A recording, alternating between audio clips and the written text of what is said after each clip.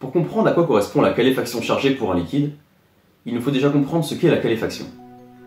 Lorsqu'on place une goutte de liquide sur une plaque chauffante et que cette plaque est chauffée au-dessus d'une température dite de Leidenfrost, eh bien la goutte va flotter grâce à un fin film de vapeur qui va être formé entre le bas de la goutte et la plaque. On peut alors se poser la question, pour des liquides polaires comme l'eau, l'acétone ou l'éthanol, ce qui se passe si on décide en plus de coupler l'effet Leidenfrost avec un champ électrique. Pour illustrer ce couplage, nous avons utilisé le dispositif suivant. Sur un support réglable, nous avons mis une plaque chauffante que l'on a réglée à 300 degrés afin d'atteindre la température de Leidenfrost pour les liquides que l'on va utiliser après. Sur cette plaque se trouve une autre plaque en aluminium creusée afin que la goutte se retrouve au centre et reliée à la terre afin d'assurer la neutralité électrique. Au-dessus de cette plaque d'aluminium se trouve une électrode hémisphérique, laquelle est reliée à un générateur qui délivre une tension de 2000 volts et elle est également fixée sur un support disposant du vis micrométrique permettant de régler précisément sa hauteur. L'électrode est isolée du reste du montage, thermiquement et électriquement. Le tout est placé dans une cage afin de l'isoler du reste et de pouvoir fixer les éléments.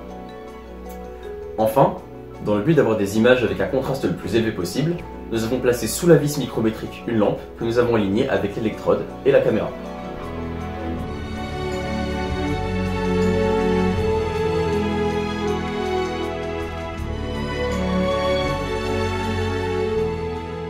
On va maintenant vouloir traiter les données à l'aide d'un programme pour déterminer la hauteur et le rayon de la goutte à chaque instant. Cependant, même si on a maximisé le contraste en plaçant la lampe en face de la caméra, on va devoir traiter les images en les binarisant, c'est-à-dire en les mettant en deux niveaux, soit tout noir, soit tout blanc. Ensuite, on va regarder ligne par ligne pour voir où sera la goutte qui apparaîtra noire. Et ainsi, on va pouvoir mesurer la hauteur de la goutte et son rayon. En ce qui concerne la hauteur de la goutte en fonction du temps pour différents solvants polaires, on observe d'une part que pour l'acétone et l'eau, l'expérience n'est pas probante, la goutte ne rebondit pas et vient d'un coup se fixer sur l'électrode hémisphérique, tandis que pour l'éthanol, l'expérience est probante, on observe plein de petits rebonds avec un phénomène qu'on observe parfaitement bien.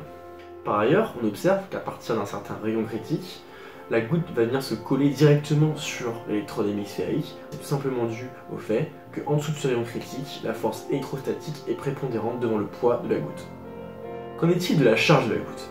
Elle est induite par l'électrode hémisphérique qui est située au-dessus d'elle, et le mouvement de la goutte et ses différents rebonds est en fait dû à des cycles de décharge de la goutte. Mais si les gouttes sont chargées, on peut se demander comment est-ce qu'elles interagissent. Ainsi, dans un second temps, nous sommes intéressés à l'évolution de deux gouttes dans des conditions similaires. Nous avons dans le dispositif précédent remplacé l'éclairage frontal par des LED situés au-dessus de la plaque.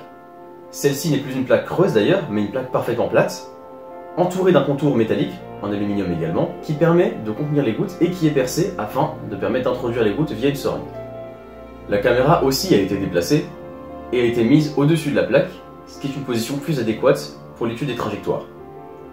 Enfin, nous avons changé l'électrode hémisphérique en une électrode plate d'ITO, toujours reliée à un générateur délivrant une tension de 2000 volts, et toujours reliée à une vis micrométrique permettant de régler précisément sa hauteur.